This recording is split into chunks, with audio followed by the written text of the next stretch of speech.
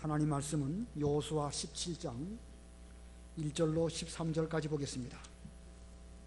여호수아 17장 1절로 13절.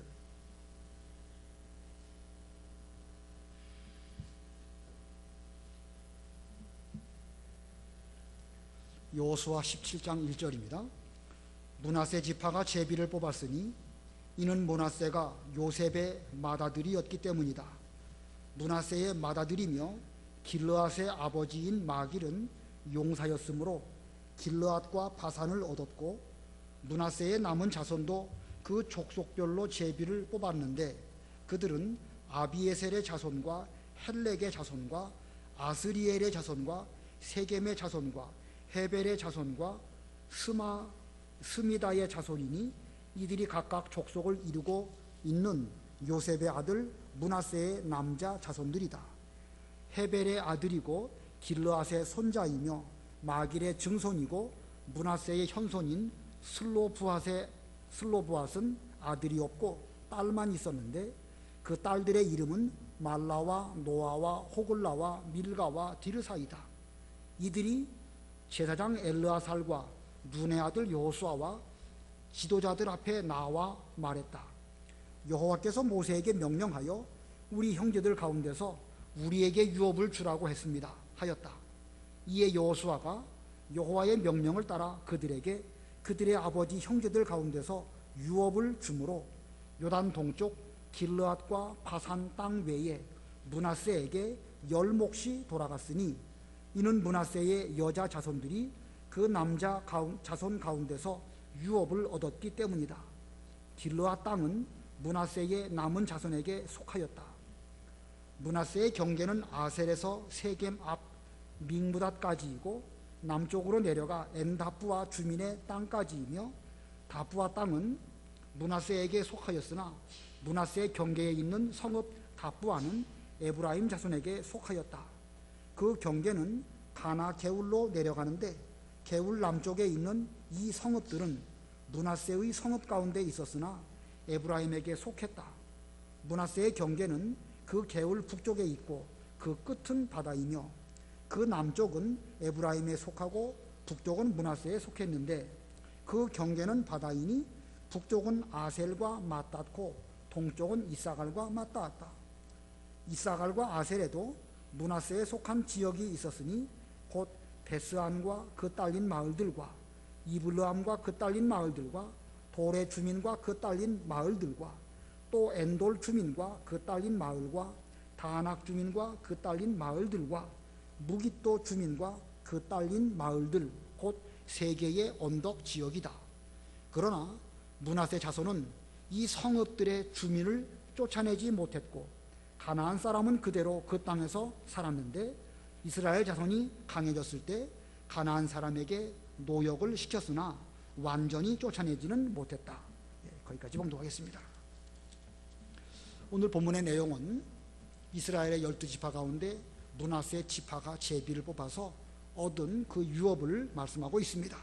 그래서 말씀 제목은 므낫세 지파의 유업, 므낫세 지파의 유업입니다. 우리가 15장에서는 유다 지파의 유업에 대해서 배웠고 16장에서는 그 요셉 지파의 유업을 16장에 기록을 하면서 요셉의 두 아들 가운데 므낫세가 장자이고 에브라임이 둘째 아들이지만 에브라임에게 장자의 몫이 돌아갔기 때문에 먼저 에브라임 지파의 그 유업을 16장에서 기록을 하였고 오늘 17장에서는 므낫세 지파의 유업을 또 기록하고 있습니다. 그 야곱의 12아들들이 있는데 그 12아들 가운데 장자의 복이 명분적으로 요셉에게로 넘어갔습니다. 근데 요셉에게는 두 아들이 있었죠. 맏아들 므낫세, 작은 아들 에브라임. 그러나 하나님의 뜻은 그 장자의 복이 므낫세가 아니라, 육신의 장자인 므낫세가 아니라 둘째 아들인 에브라임에게로 내려가는 것이 하나님의 뜻이었습니다. 그래서 에브라임이 장자의 복을 받게 되었습니다. 그러고 보면 이 므낫세라는 그 지파는 처음에는 요셉 집안 안에서 장자의 복에 참여하였지만 후에는 장자의 복에서는 밀려나게 되는 그런 아쉬운 지파라고 할 수가 있습니다. 물론 그렇게 아쉬운 면도 있지만 이스라엘 전체의 12지파 가운데서 보면 그래도 유업을 많이 차지하기로는 세 번째에 해당됩니다. 제일 많이 차지한 지파가 그 유다 지파이고, 두 번째가 에브라임 지파이고, 세 번째가 므낫세 지파입니다. 유다 지파, 에브라임 지파, 므낫세 지파. 동메달이죠. 메달로 치면은 나쁘지 않습니다. 나쁘지 않지만 그래도 좀 아쉬운 면이 많이 있는 그런 지파라고 할 수가 있습니다. 자, 오늘 본문에는 이 므낫세 지파의 유업에 대한 기록이지만 므낫세가 이만큼 큰 유업을 차지하게 된 그 배경을 살펴보면 므낫세 지파에게는 그만큼의 신앙 인물이 있었기 때문이라고 해석할 수가 있습니다. 다시 말하면 므낫세 지파 내에 훌륭한 인물이 있었기 때문에 그런 훌륭한 인물들로 말미암아 그만큼의 유업을 차지하게 된 것입니다. 우리도 장래에 많은 유업을 차지하기를 바란다고 하면 우리 역시도 그만큼 차지할 만한 인물을 길러내야 된다는 것이죠. 뭐 가나안 땅이 아무리 많이 있고 세상에 아무리 돈이 많고 등등 천국이 우리에게 무한히 열려있다 할지라도 그 천국을 차지할 만한 실력 있는 성도, 실력 있는 후손들이 우리 가운데서 있지 아니하면 아무리 많이 있어도 내 것이 다 될 수가 없는 것입니다. 이러한 원리는 영적 혹은 육신적 공이 다 적용되는 그런 원리입니다. 우리 육신적으로도 사람을 잘 양육하는 것, 인재 양성 그런 것이 없이 세상적으로 무슨 일이 잘 되기를 바란다는 것은 불가능합니다. 그렇기 때문에 나라도 그렇고 집안도 그렇고 여러 곳곳마다 이 교육을 아주 중요하게 여기지 않습니까? 자, 육신적으로도 교육이 중요한 것만큼 이 영적으로도 쓸만한 인재를 양육해야 그 교회나 그 집안이나 혹은 넓게 보면 그 나라는 소망이 있습니다. 세상적으로도 굶는 한이 있더라도 교육은 시키고 뭐 옷을 좀 못 입고 여러 가지 문제가 좀 많이 있다 할지라도 교육에 대해서만큼은 최선을 기울이는 그런 부모들, 여러분 다 그런 분들이시죠? 우리가 다 육신적으로 세상 공부에 대해서 열심히 노력하는 것 이상으로 신앙적으로 똑바로 신앙생활을 잘하도록 우리도 노력을 해야 되겠고 우리의 자녀들에게도 그것을 잘 가르치는 그런 교회, 그런 집안이 될 때에 소망도 있고 장래도 있고 그런 집안은 나중에 가면 가나안 땅을 또한 많이 차지하는 이런 은혜를 입게 될 것입니다. 자, 이런 그 원리를 알고 오늘 본문을 두 대지로 또 나누어서 살펴보겠습니다. 첫 번째는 므낫세 지파의 자손들. 첫 번째 대지입니다. 므낫세 지파의 자손들. 자, 우리 앞부분에 유다 지파에 대해서 배울 때에 유다 지파에는 갈렙과 같은 그런 위대한 인물이 있었지요. 갈렙은 그의 나이가 85세가 되었을지라도 자기는 여전히 강건하기 때문에 모세를 통하여 그때 말씀하신 대로 내 발로 밟는 땅을 너와 내 후손에게 주겠다고 말씀하지 않았습니까? 오늘날 제게 명령을 주신다고 하면 제가 예전처럼 나아가서 싸워서 그 땅을 차지하도록 하겠습니다 하면서 여호수아에게 구했습니다. 자, 이 갈렙과 같은 그런 인물이 유다 지파에 있었고 그 유다 지파 그 갈렙으로 말미암아 이제 그 헤브론 그 지역을 많이 차지하게 되었습니다.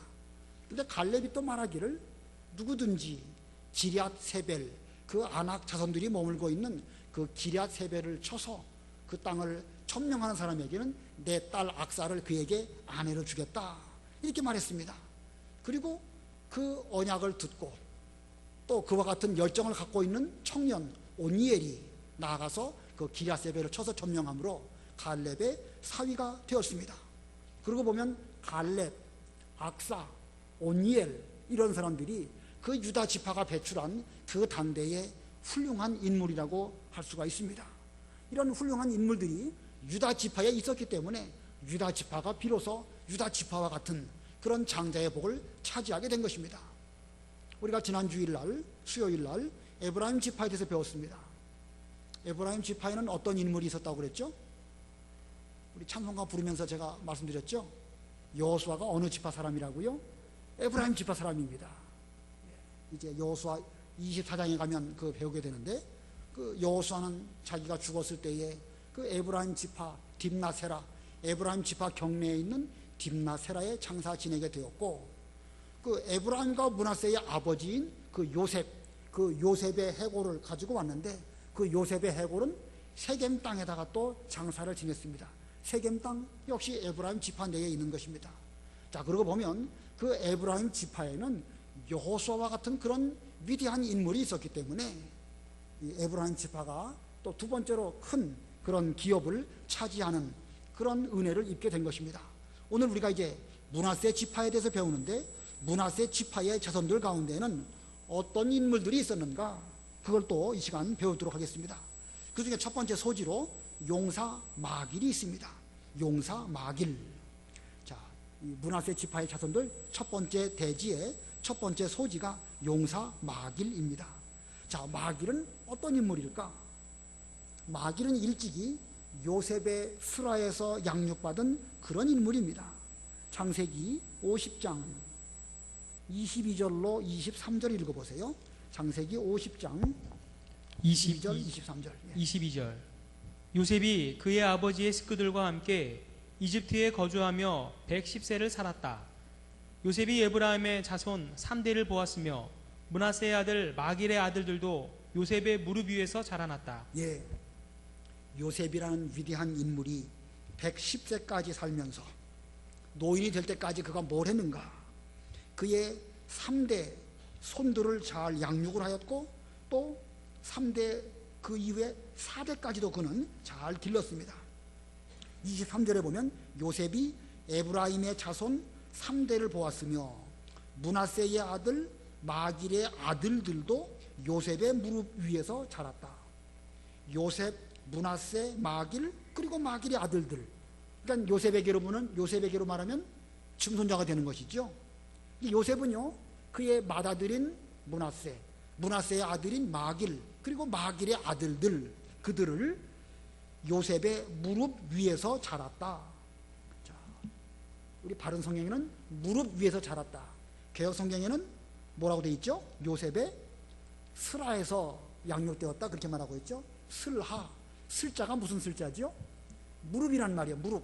우리가 누구 슬하에서 자랐다, 그런 말은 누구 밑에서 어렸을 때 잘 양육을 받았다, 그런 뜻으로 슬하라는 단어를 쓰는데, 그것이 말 그대로 무릎 아래에서 어렸을 때부터 그 어린 아기 때에 요셉의 무릎 위에서 혹은 무릎 아래에서, 뭐 위나 아래나 같은 의미니까요, 그렇게 잘 자랐다는 것입니다. 자, 그러고 보면 요셉이라고 하는 한 위대한 인물이 110세까지 장수하면서, 물론 그 시대에 110세는 뭐 그렇게 많이 장수했다고 볼 수는 어렵지만, 아무튼 하나님께서 그에게 생명을 주시는 그 마지막 날까지 자기 손자, 자기 증손자 잘 양육하는 그런 길을 걸어갔기 때문에 그 요셉의 신앙이 그 손자와 그 증손자에게 잘 계승되는 이런 열매를 거두게 된 것입니다. 자, 여기 그 창세기에 마길의 아들들이라고 되어 있죠. 그럼 마길의 아들들은 누구일까? 오늘 여호수아 17장 1절 2절 읽어보세요. 1절 2절. 1절. 므낫세 지파가 제비를 뽑았으니 이는 므낫세가 요셉의 맏아들이었기 때문이다. 므낫세의 맏아들이며 길르앗의 아버지인 마길은 용사였으므로 길르앗과 바산을 얻었고, 므낫세의 남은 자손도 그 족속별로 제비를 뽑았는데, 그들은 아비에셀의 자손과 헬렉의 자손과 아스리엘의 자손과 세겜의 자손과 헤벨의 자손과 스미다의 자손이니 이들이 각각 족속을 이루고 있는 요셉의 아들 므낫세의 남자 자손들이다. 예, 요셉의 아들 므낫세의 남자 자손들이 여기 1절과 2절에 있는데, 여기 1절에 보니까 므낫세가 요셉의 맏아들이었기 때문이다. 므낫세의 맏아들이며 길르앗의 아버지인 마길. 므낫세의 맏아들이며 길르앗의 아버지인 마길. 자, 표현이 좀 어렵죠? 그러니까 순서적으로 말하면 므낫세의 아들은 마길이고, 마길의 아들은 누구지요? 길르앗. 예, 길르앗. 성경에 보면 길르앗이라고 하는 지명이 있죠.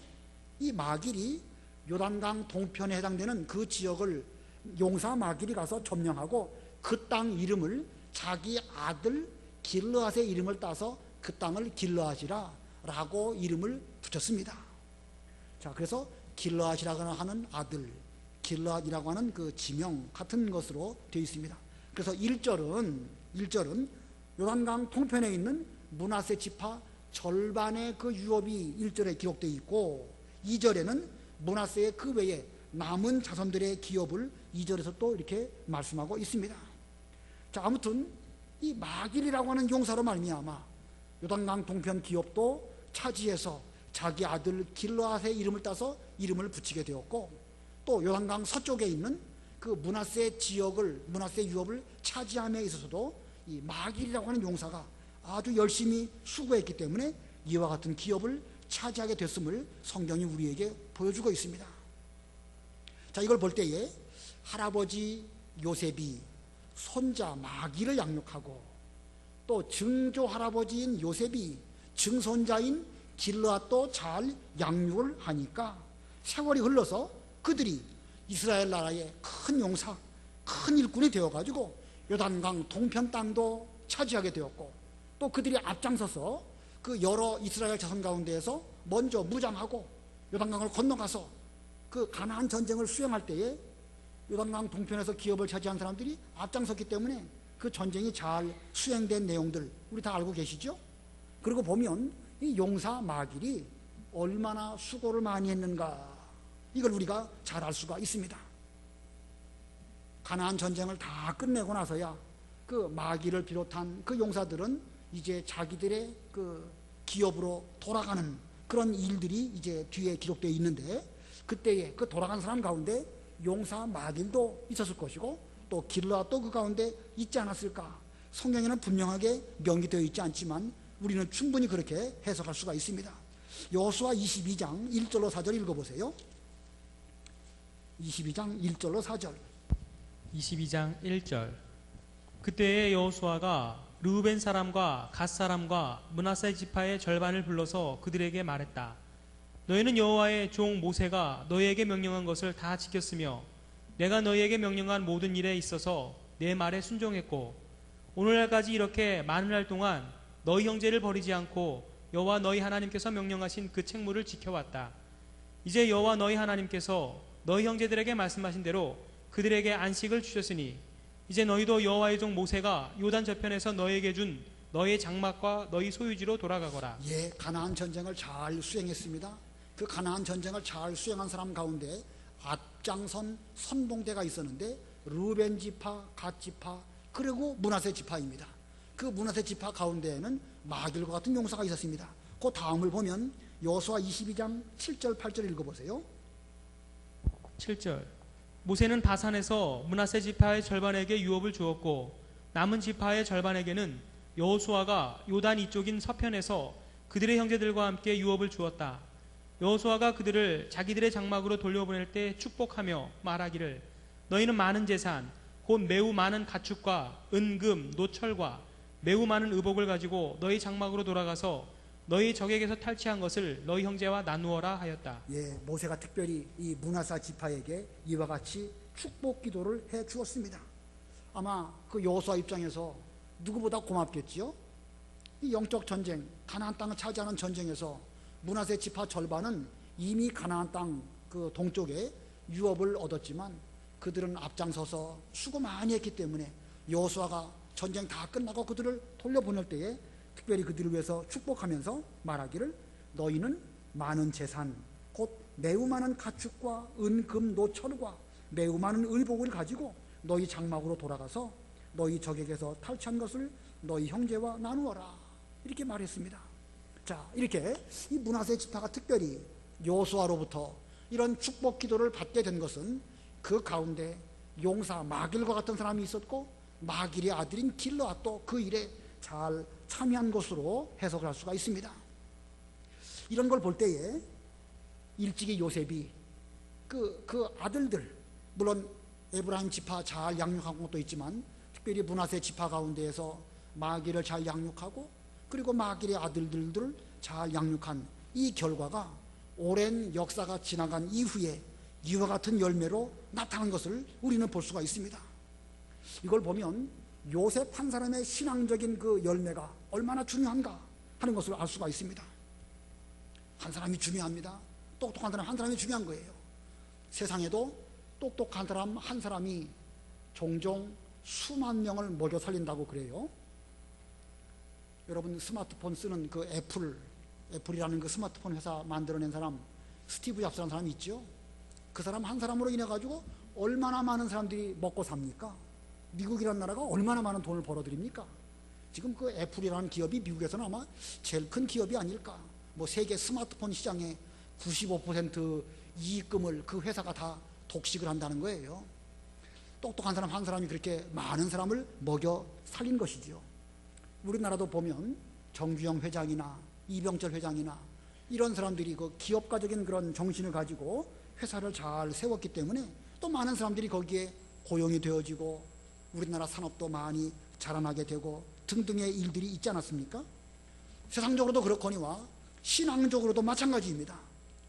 요셉이라고 하는 그 위대한 인물이 믿음으로 자기 손자, 증손자들을 잘 길렀기 때문에 요셉은 죽고 없어진 그 이후에도 그 신앙의 흔적들이 후대에게 계속 나타나가지고 요셉 때부터 아마 한 200~300년은 지났을 때인데 이 에브라임 지파도 큰 유업을 얻게 되었고 또 덩달아서 므낫세 지파도 많은 유업을 얻게 된 것은 결국은 요셉이라고 하는 인물이 마길이라고 하는 용사를 잘 양육한 그 열매라고 볼 수가 있습니다.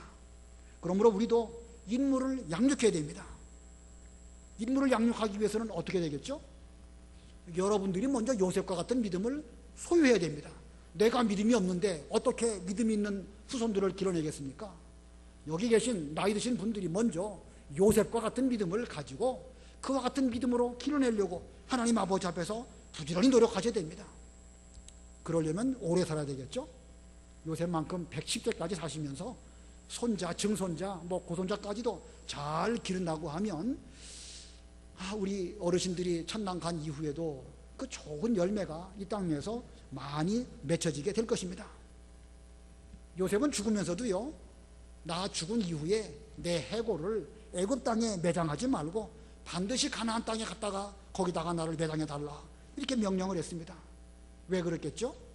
요셉이 무슨 그 당시에 명당에다가 자기 그 무덤 쓰려고 그렇게 했겠습니까? 요셉은 하나님의 언약을 바라본 것입니다. 반드시 하나님께서는 가나안 땅으로 하여금 이 이스라엘 백성들을 인도하여 드릴 것이다. 자기가 죽은 뒤에도 그것이 이루어질 터인데 그것이 이루어지기를 바라보는 그런 믿음을 가지고 애굽 400년 고난을 잘 이기게 될 것이고 광야 40년을 이기기를 바라는 선지자의 선견 지명이 있었기 때문에 그는 자기 무덤을 애굽에 쓰지 말고 반드시 가나안 땅에 묻어달라 이렇게 말씀하였고 뿐만 아니라 자기 손자와 증손자들에게도 신앙적으로 잘 길렀던 것입니다. 이걸 보면 믿음의 사람으로부터 믿음의 사람이 나오는 법입니다. 믿음을 잘 지키는 사람 그 슬하에서 역시 믿음 있는 훌륭한 인물들이 나오는 것입니다. 아까도 말씀드렸지만 갈렙, 그의 딸 악사, 그리고 오니엘은 사사 가운데 제일 첫 번째 사사 아니겠습니까? 유다 지파에는 그런 인물이 있었어요. 에브라임 지파에는 그 여호수아가 있었고 또 여기 므낫세 지파에는 요셉의 아들인 그 므낫세, 또 므낫세의 아들인 마길의 아들인 길르앗 이런 인물들이 쭉 있었기 때문에 하나님의 일이 이렇게 잘 이루어진 것입니다. 오늘날 우리도 먼저 우리 자신이 먼저 믿음을 쓰면서 믿음의 자녀들을 잘 양육하는 그런 부모, 할머니, 할아버지 다 우리가 되어야 되겠습니다. 그래서 우리가 천당 간 이후에도 우리가 수고해서 뿌려놓은 그런 신앙의 씨앗들이 잘 자라서 하나님 나라 구원운동을 위해서 이렇게 잘 역사하게 되는 이런 그 인물들을 우리들이 많이 배출해야 되겠습니다. 그다음에 두 번째 소지입니다. 두 번째 소지, 므낫세 지파의 자손들 가운데서 두 번째 소지로 어떤 인물들인가? 두 번째는 슬로브앗의 딸들입니다. 슬로브앗의 딸들. 이 므낫세 지파 가운데 헤벨이라고 하는 집안이 있었습니다. 그리고 그 헤벨이라고 하는 사람의 아들 가운데 슬로브앗이라고 하는 아들이 있었는데 그 슬로브앗은 그 자녀들을 둘 때에 그 아들을 낳지 못하고 딸만 5을 두었습니다. 딸만 5. 본문 3절 읽어보세요. 3절 헤벨의 아들이고 길르앗의 손자이며 마길의 증손이고 므낫세의 현손인 슬로브앗은 아들이 없고 딸만 있었는데 그 딸들의 이름은 말라와 노아와 호글라와 밀가와 디르사이다. 예. 이 슬로브앗은 아들은 없이 딸만 5이었고, 근데 그 슬로브앗은 출애굽한 이후 그 광야 40년 기간 동안에 광야에서 죽고 말았습니다. 출애굽한 사람 가운데서 장정으로 20세 이상 된 사람 가운데에서 가나안 땅에 들어간 사람은 딱 2사람이죠. 여호수아와 갈렙. 나머지 사람들은 다 하나님의 섭리로 말미암아, 물론 뭐 따지고 보면 자기들의 죄 때문에 그렇긴 하지만 보편적으로 다 어떤 하나님의 뜻으로 광야에서 죽었습니다. 그렇다고 해서 그들이 무슨 극악무도한 죄를 지었기 때문에 광야에서 죽었다기보다는 일반적인 하나님의 섭리로 말미암아 광야에서 죽고 말았습니다. 자, 이제 슬로바웃의 딸들이 생각해 보니까 다른 집안은 다 가나안 땅에 나름대로 유업을 얻게 되는데, 우리 아버지가 광야에서 죽었다고 해서 우리 집안에는 딸들만 남았다고 해서 우리에게 유업이 안 들어온다? 그렇다고 하면 우리 아버지가 뭐 특별히 죄를 많이 져가지고 우리 집안에는 그 가나안 땅 유업이 없는 것이냐? 이건 뭔가 부당하다라고 하는 생각을 가지고 모세 때에 모세에게 찾아가서 말을 합니다. 우리 아버지가 무슨 특별히 죄를 많이 지어서 모세를 대적한 고라와 같은 그런 사람들로 죽은 것이 아니라 일반적인 일로 인하여 광야에서 죽었는데, 그 아버지가 죽은 것으로 말미암아 그 딸들에게, 우리들에게는 유업이 없다고 한다면 우리 집안은 다른 집안에 비해서 볼 때에 너무나 부당하다고 여겨집니다. 아들을 못 낳는다고 해서 유업을 못 차지한다고 하면 이것은 뭔가 문제가 있는 것이 아니겠습니까? 라고 모세에게 이제 말을 합니다. 민수기 27장에 있는 말씀인데, 민수기 27장 3절 4절 읽어보세요. 27장 3절. 저희 아버지는 광야에서 돌아가셨으나 고라의 무리와 함께 여호와를 거역하려고 모인 그 무리에 속하지 않았습니다. 아버지는 다만 자신의 죄 때문에 돌아가셨는데 그분에게는 아들이 없었습니다. 어찌하여 아들이 없다고 저희 아버지의 이름이 그분의 가족으로부터 빠질 수 있겠습니까? 저희 아버지의 형제들 중에서 저희에게도 유업을 주십시오. 예, 아버지의 다른 형제들은 다 유업을 주는데 슬로보앗은 죽었다고 해서 그 후손인 우리들에게 유업이 없다고 하면 그건 좀 문제가 있는 거 아니겠습니까? 라고 이제 말을 합니다. 그렇게 모세에게 말하니까 그 하나님의 응답이 무엇인가? 민수기 27장 6절로 7절 읽어보세요. 여호와께서 모세에게 말씀하셨다. 슬로보앗의 딸들이 하는 말이 옳으니 너는 반드시 그 아버지의 형제들 중에서 그들에게 유업을 주되 그들의 아버지의 유업을 그들에게 넘겨주어라. 예, 하나님께서 슬로바앗의 딸들의 말을 들어보니까 맞거든요. 그래서 모세에게 명령하시기를 슬로바앗의 딸들에게도 다른 사람들과 같은 몫으로 그 유업을 주어라, 이렇게 응답하셨습니다. 그래서 모세의 명령대로 이 여호수아 때에 17장에서 여호수아가 슬로바앗의 딸들에게도 제비를 뽑아가지고 그들 몫으로, 딸들 몫으로 하나하나씩을 주게 되었습니다. 그것이 이제 여호수아 17장 4절로 6절에 있습니다. 읽어보세요. 4절. 이들이 제사장 엘르아살과 눈의 아들 여호수아와 지도자들 앞에 나와 말했다. 여호와께서 모세에게 명령하여 우리 형제들 가운데서 우리에게 유업을 주라고 했습니다 하였다. 이에 여호수아가 여호와의 명령을 따라 그들에게 그들의 아버지 형제들 가운데서 유업을 주므로 요단 동쪽 길르앗과 바산 땅 외에 므낫세에게 10몫이 돌아갔으니 이는 므낫세의 여자 자손들이 그 남자 자손 가운데서 유업을 얻었기 때문이다.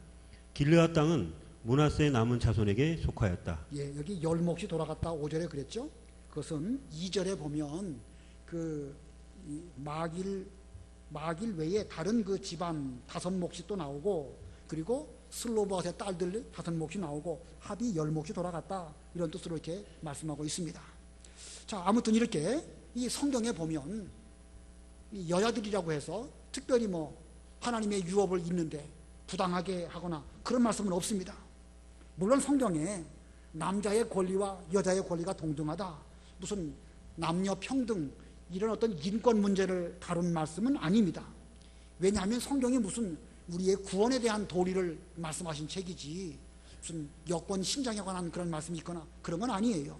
그러나 성경책 바탕 배경에 깔려있는 사상을 잘 살펴보면 남자와 여자는 동등이고, 또 더군다나 가나안 유업을 차지하는 면에 있어서 여자라고 해서 차별해서는 안 된다는 사상이 이 바탕에 깔려 있습니다. 다만 하나님의 창조의 원리 속에서 남자와 여자 사이에는 질서가 있는 것입니다. 여자라고 뭐 열등하거나 남자라고 해서 뭐 더 우등하거나 그런 게 아니고, 거기에는 하나님께서 내신 창조의 질서가 있는 것이지, 여자라고 해서 부당하거나 또 남자라고 해서 더 주거나 그런 게 아닙니다. 그러므로 우리는 이 신앙의 계대를 이어감에 있어서 여자라고 해서 뭐 괜찮다, 나는 뭐 어쩔 수 없다, 이렇게 하시지 말고, 여자라고 해서 뭐 그러시지 말고 더 노력을 해서 슬로우바의 딸들과 같은 그런 지혜를 가지고 우리도 하나님의 이 유업을 더 많이 차지하도록 노력해야 되겠다, 이렇게 노력하는 것이 올바른 성도의 자세라고 할 수가 있습니다. 그러나 이제 한 가지 더 살펴볼 것은요, 이 슬로바의 딸들이 그 자기들에게 돌아온 그 유업을 가지고 만약에 다른 지파 남자들하고 그 남자들에게로 시집을 가버렸다, 그러면 므낫세 지파의 유업이 그 딸들의 몫으로 돌아간 것은 다른 지파로 넘어갈 수 있겠죠? 그러면은 하나님께서 제비 뽑아가지고 다 구역을 이렇게 나누어 주었는데, 그 아들 없는 집안의 그 딸들 때문에 이 기업이 이리 갔다 저리 갔다 그런다고 하면 여러 가지 그 혼란한 이런 일들이 있었기 때문에 하나님께서는 그 딸들은 앞으로 결혼하게 될 때에 반드시 자기 지파에 속한 사람에게 시집가라, 이렇게 말씀을 하였습니다. 그것도 읽어보겠습니다. 민수기 36장 5절로 9절. 민수기 36장 5절로 9절. 5절. 이에 모세가 여호와의 말씀대로 이스라엘 자손에게 명령하였다. 요셉 자손의 지파의 말이 옳다. 슬로봇핫의 딸들에게 여호와께서 명령하시는 말씀이 이러하다. 그 여자들은 자기가 원하는 대로 결혼할 수 있지만 오직 자기 조상 지파의 가족 안에서만 결혼해야 한다. 그러면 이스라엘 자손 중에서 유업이 한 지파에서 다른 지파로 옮겨가지 않을 것이고, 이스라엘 자손은 각자 자기 조상의 지파의 유업을 지킬 수 있을 것이다. 이스라엘 자손의 지파들 중에서 유업을 상속받는 딸들은 누구나 자기 조상 지파의 가족 안에서 결혼하라. 그리하면 이스라엘 자손들이 각자 자기 조상의 유업을 다 보존하게 되고, 유업이 한 지파에서 다른 지파로 옮겨가지 않고 이스라엘 자손의 지파가 각자 자기 유업을 지킬 수 있을 것이다. 예, 그 유업이 후대에게 계승되는 것은 남자를 통해서 계승되게 되는데, 만약에 어느 집안에 남자는 없고 딸들만 있어가지고 딸들의 이름으로 그 가나안 땅 유업을 이제 상속받았을 때에 그 딸들이 만약에 다른 지파에게로 시집을 가버리면 그 유업이 이쪽 지파에서 저쪽 지파로 옮겨가게 되어버리니까 하나님께서 배분해 주신 그 유업을 보존할 수 없게 되는 것입니다. 그렇기 때문에 이제 그 유업을 물려받는 딸들, 그런 그 딸의 경우는 반드시 자기 지파의 남자에게 시집을 가라, 이렇게 말했습니다. 그래서 그 표현을 잘 보면은요, 그 민수기 36장 6절을 보면 슬로바앗의 딸들에게 여호와께서 명령하시는 말씀이 이러하다. 그 여자들은 자기가 원하는 대로 결혼할 수 있지만 오직 자기 조상 지파의 가족 안에서만 결혼해야 한다. 자기가 원하는 대로 결혼하라 라고 말씀하시고, 그러면서 또 단서를 달기는 자기 조상 지파의 가족 안에서만 그렇게 결혼을 해야 한다, 이렇게 말씀하고 있습니다. 자, 이거 오늘날 우리에게 어떤 교훈을 주시는 말씀일까? 신앙의 계대를 이어감에 있어서는 남자와 여자 차이가 있다 없다? 있다는 겁니까? 없다는 겁니까? 없다는 겁니다. 여자도 분명히 신앙의 계대를 이어갈 수 있습니다. 무슨 우리 그 유교적인 관점으로 볼 때는 남자의 계대를 따라가지고 이어가는 것이 유교의 계대이지만, 이 기독교 계대는요 그렇지 않습니다. 여자라고 해서 신앙을 물려받는 거 아닙니다. 그러므로 우리는 반드시 뭐 남녀 구별 없이 반드시 신앙을 물려받으려고 노력하는 그런 우리가 되어야 될 것입니다. 그 다음에 이 기업을 다른 사람들에게 넘겨주지 않기 위해서는 결혼할 때 반드시 같은 지파, 즉 같은 믿음을 가지고 있는 사람에게 결혼하라는 것입니다. 이것은 여기 슬로바앗의 딸들의 경우를 두고 하신 말씀이지만, 오늘날로 말한다고 하면 남자든 여자든 우리의 이 믿음을 다른 사람에게 빼앗기지 않도록 하기 위해서는 할 수 있으면이 아니죠. 필연적으로 같은 믿음의 사람과 함께 결혼함으로 그 신앙을 다른 사람에게 빼앗기는 일이 없도록 그렇게 하라고 성경이 우리에게 교훈하고 있습니다. 이게 현실적으로 얼마나 어려운지 우리는 잘 알고 있습니다. 오늘날 젊은 사람들 취업이 참 어렵죠. 그런데 취업보다 더 어려운 게 무엇인가? 믿음 안에서 같은 믿음을 따라서 시집가고 장가가는 거 정말 어렵습니다. 분명 이것은 여호수아 때나 슬로바앗의 딸들도 역시 어려웠을 것입니다. 자기 지파 안에서 쓸만한 남자를 찾아보려고 하니 그게 뭐 쉬울 리가 없죠. 그래도 슬로바앗의 딸들은 자기에게 그 배당된 그 기업을 잘 보존하기 위해서 믿음 안에서 결혼하려고 므낫세 지파 가운데에서 남자를 찾았고 그 안에서 결혼했기 때문에 그 유업을 잘 보존하게 되었을 것입니다. 아무쪼록 우리들도 우리 신앙의 유산을 우리가 잘 보존하기 위해서 믿음 안에서 고민하고 믿음 안에서 찾을지언정 믿음 밖에서 찾는 그런 일이 없기를 바랍니다. 믿음의 계대를 잇는 것보다 다른 것을 더 소중히 여긴다고 하면 그 사람은 장자의 복을 우습게 여긴 그 에서와 같은 그런 길을 걸어가게 되는 것입니다. 에서가 처음에 장자의 복을 우습게 알았죠. 팥죽 한 그릇으로 팔아먹었습니다. 그리고 그 뒤에 울고 불고 난리를 쳤지만 이미 빼앗긴 장자의 복은 다시 자기에게로 돌아오지 않았습니다. 마찬가지로 오늘날 우리가 이 신앙의 계대를 이어가는 것이 이만큼 중요한데 이것을 결혼이라고 하는 문제 때문에 신앙의 계대를 물려가는 이것을 만약에 잃어버리고 놓친다고 하면 나중에 가갖고 아유 그때 믿음을 따라 결혼할 걸 아무리 땅을 치고 아쉬워해도 한 번 결혼하고 난 거 뭐 어떻게 하겠습니까? 물리겠습니까? 말겠습니까? 불가능한 것입니다. 그러므로 우리들도 믿음 안에서 고민하고 믿음 안에서 자기 배우자를 잘 찾을지언정 믿음 밖에서 찾지는 않기를 바랍니다. 그 다음에 크게 두 번째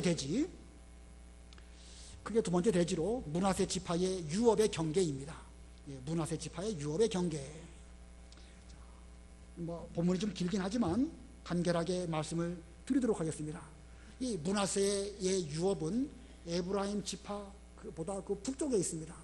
순서적으로 말하면 가나안 땅이 있으면 제일 남쪽에는 유다 지파 바로 위에는 에브라임 지파 바로 위에는 므낫세 지파가 있습니다. 그리고 므낫세 지파보다 북쪽에는 이사갈과 아셀 지파가 있습니다. 그러므로 므낫세 지파 입장에서 보면 므낫세 지파의 남쪽에는 에브라임 지파가 있고, 제 말 잘 들어오십니까? 머릿속으로? 그냥 쭉 말하니까 잘 안 들어오죠? 그림으로 그리면 좋겠는데 그림은 못 그렸습니다. 다시 한번 므낫세 지파가 가운데 있다고 보면 그 남쪽에는 에브라임 지파가 있고 므낫세 지파의 북쪽에는 이사갈 지파와 아셀 지파가 있습니다. 그래서 본문 7절로 10절까지는 이 므낫세와 에브라임 지파 사이의 경계를 말씀하고 있습니다. 7절로 10절 읽어보세요. 7절 므낫세의 경계는 아셀에서 세게맙 믹무닷까지이고 남쪽으로 내려가 엔다프와 주민의 땅까지이며 다부아 땅은 므낫세에게 속하였으나 므낫세 경계에 있는 성읍 다부아는 에브라임 자손에게 속하였다. 그 경계는 가나 게울로 내려가는데 게울 남쪽에 있는 성읍들은 므낫세의 성읍 가운데 있었으나 에브라임에게 속했다. 므낫세의 경계는 그 게울 북쪽에 있고 그 끝은 바다이며 그 남쪽은 에브라임에 속하고 북쪽은 므낫세에 속했는데 그 경계는 바다이니 북쪽은 아셀과 맞닿고 동쪽은 이사갈과 맞닿았다. 본문이 여러분이 이해하시기에 좀 어려울 텐데 말로 좀 설명을 드리면은요, 이 므낫세 지파하고 에브라임 지파 사이에 이렇게 경계가 있는데 그 가운데에는 이 다부아라고 하는 그런 땅도 있습니다. 그런데 다부아 땅은 므낫세에게 속하고 다부아라고 하는 그 마을 성읍은 또 에브라임에게 속합니다. 그러니까 다부아라고 하는 땅이 있지만 그 땅은 므낫세, 성읍은 에브라임. 그리고 보면 그 경계가 무슨 뭐 칼로 물을 딱 자르듯이 이렇게 쪼개진 것이 아니고 조금은 좀 이렇게 복잡한 그런 면이 있습니다. 그래서 다부아라고 하는 땅은 므낫세, 마을은 이 남쪽에는 에브라임 이런 것이 있고 또 그 북쪽 경계도 좀 그런 면이 좀 있어요. 11절 읽어보세요. 11절. 이사갈과 아셀에도 므낫세에 속한 지역이 있었으니 곧 베스안과 그 딸린 마을들과 이블르함과 그 딸린 마을들과 도레 주민과 그 딸린 마을들과 또 엔돌 주민과 그 딸린 마을과 다아낙 주민과 그 딸린 마을들과 무깃도 주민과 그 딸린 마을들 곧 세 개의 언덕 지역이다. 예, 그 므낫세의 북쪽에는 이사갈하고 아셀이 있는데 그 경계에는 그 세 언덕이 있습니다. 그 세 언덕 가운데에는 부분적으로는 남쪽인 므낫세에게 속한 것도 있고 부분적으로는 또 북쪽 아셀이나 이사갈에게 속한 그런 면도 있습니다.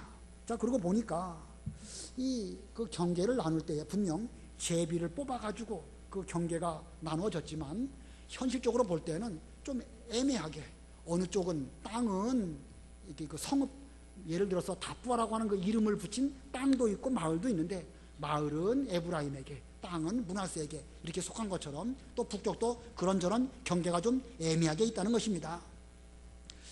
자, 이거 보면 오늘날 우리의 현실 속에서도 어떤 일들을 칼로 물을 딱 자르듯이 분명하게 되지 않는 것, 명백하게 그 구별하기가 어려운 것들도 현실적으로 있을 수 있다는 것입니다. 우리가 진리 문제는요, 성경에 분명하게 나타나는 진리 문제는 그것은 뭐 타협하고 말고가 없습니다. 그러나 그렇지 않은 것들, 우리가 여러 가지 다른 면에 대해서는요, 매사가 뭐 딱 부러지게 이렇게 말할 수 없는 것들이 또 많이 있어요. 이럴 수도 있고 저럴 수도 있는 것들이 많이 있습니다. 청년부를 졸업하고 이제 남녀 전도회에 들어가게 되는데 나이로 보면 분명히 이 전도회에 들어가야 되는데 청년들 가운데에는 또 청년부에 또 역시 여전히 그 적을 두고 거기에 있는 사람들도 있습니다. 전도회도 나이를 딱 구별하긴 하지만 뭐 어떤 사람은 음력으로 따지고 어떤 사람은 양력으로 따지고 그러다 보니까 이게 뭐 애매한 그런 것들도 많이 있죠. 자, 이런 걸 볼 때에 우리는 진리 문제에 대해서는 확실하게 짚고 넘어가야 됩니다. 그러나 진리 문제가 아닌 거에 대해서는 좀 마음을 넓히고 뭐 굳이 그거 가지고 싸울 필요 없는 것이지요. 다부와 같은 경우, 그것이 그 에브라임과 므낫세의 경우를 놓고 한번 생각해 보면, 므낫세 입장에서 생각해 보면은요, 본래 우리가 장자의 복에 해당되는 것인데 저 에브라임 때문에 장자의 복을 놓쳤다. 저 다부와 그 마을은 쟤네들 것이고 다부와 땅은 우리 것인데 저것도 그 마을까지도 다 우리가 먹었더라면 얼마나 좋았을까, 이런 생각 할 만도 하죠. 그죠? 살다 보면 그럴 수 있습니다. 그러나 그다 하나님의 섭리대로 된 거예요. 그 진리 문제 아니잖아요. 하나님께서 이렇게 저렇게 제비를 뽑아가지고 그날까지 오다 보면 어떤 경우는 저쪽에 그 배당된 것도 있고 어떤 면에서는 이쪽에 배당된 것도 있는데 그런 가운데에서 마음을 넓히고 서로 원만하게 잘 지내는 것, 그게 올바른 것입니다. 그걸 가지고 뭐 옛날에 자기네들이 장자였는데 장자의 복을 에브라임에게 뺏겼다, 그것이 저 미운 저 에브라임 사람 때문에 그렇다, 그러면서 시시건건 싸우고 다툰다고 하면 그게 뭐가 되겠습니까? 현실적인 면에서 볼 때에 우리도 마찬가지입니다. 우리가 진리 문제라고 한다면은요, 닭이 터져라 싸워가지고 반드시 진리를 우리는 사수해야 됩니다. 근데 진리 문제가 아닌 것 가지고 뭐 그렇게 끊임없이 싸우고 끊임없이 불편하고 그러면 그게 뭐가 되겠습니까? 에브라임과 므낫세, 물론 그 묘한 관계에서 볼 때에는 장자의 복을 빼앗기고 얻고 그런 면도 있지만 또 다른 면에서 보면 둘은 그 어떤 지파보다 가까운 형제 아니겠습니까? 형제인데 거기서 그 다부와 문제 가지고 늘 시시비비가 일어난다고 하면 그거 뭐 별로 그렇게 좋아 보이지 않습니다. 그와 같은 일들이 오늘날 우리에도 얼마든지 있을 수 있습니다. 분명하게 말씀드리지만 진리 문제에 대해서는요, 우리는 확실하게 해야 됩니다. 그러나 진리 문제가 아닌 다른 거에 대해서는 좀 마음을 넓히고 넉넉하게 품고 좀 줄 거 주고 또 뭐 적당하게 또 우리가 또 그 내 것은 잘 간직하고 이런 게 필요하지, 계속해서 불편하게 나간다고 하면 오히려 그게 하나님의 그 가나안 땅, 하나님 나라 안에 살면서 오히려 천국을 잃어버리는 그런 것과 다를 바가 없을 것입니다. 우리는 그렇게 되지 않도록 조심해야 될 것입니다. 자, 마지막 12절 13절 우리 다 같이 읽습니다. 12절 13절 시작. 그러나 므낫세 자손은 이 성읍들의 주민을 쫓아내지 못했고 가나안 사람은 그대로 그 땅에서 살았는데 이스라엘 자손이 강해졌을 때 가나안 사람에게 노역을 시켰으나 완전히 쫓아내지는 못했다. 유다 지파도 그런 면이 있고 에브라임 지파도 그런 면이 있는데 므낫세 지파 역시 가나안 사람들을 그 땅에서 완전히 쫓아내지는 못했다. 이스라엘 자손들이 강해졌을 때 가나안 사람들에게 노역을 시켰고 완전히 쫓아내지는 못했다. 강해졌을 때에 완전히 쫓아버렸다고 하면 그 뒤에 후환이 없게 될 터인데, 강해졌을 때에는 또 욕심이 들어와가지고 우리가 얼마든지 강할 수 있으니까 저 사람들을 종으로 잘 부린다고 하면 얼마나 좋을까. 이렇게 강해졌을 때에 욕심이 발동해가지고 가나안 사람들을 완전히 쫓아내지 못했습니다. 물질적인 유익 조금 때문에 화근을 근본적으로 뽑아버리지 못했기 때문에 나중에 그 가나안 사람들 때문에 여러 가지 우상 숭배하는 그런 죄가 들어오는 그런 결과를 가져오게 되었습니다. 자, 오늘 이 요셉 지파에 속한 에브라임과 므낫세에 대해서 살펴보았습니다. 요셉 지파가 이만큼 큰 유업을 차지하게 된 근원적인 이유가 어디에 있을까? 근원적인 이유를 거슬러 올라가면 요셉 한 사람에게로 귀결됩니다. 요셉이라고 하는 위대한 인물이 에브라임 지파 그 3대를 잘 양육했고, 므낫세 지파로서는 4대까지 신앙 인물을 잘 양육했기 때문에 결국은 거기에서 훌륭한 인물들이 많이 나오게 되었고, 그 훌륭한 인물들 때문에 또 기업을 많이 차지하는 이런 열매를 맺게 되었습니다. 오늘날 우리가 요셉과 같이 되어야 되겠고, 또 오늘날 우리가 요셉의 후손과 같은 이런 인물들이 다 되어서 가나안 땅 하늘나라 유업을 누구보다 많이 차지하는 우리 명륜교회와 여러 성도님들이 다 되시기를 바랍니다. 기도하겠습니다.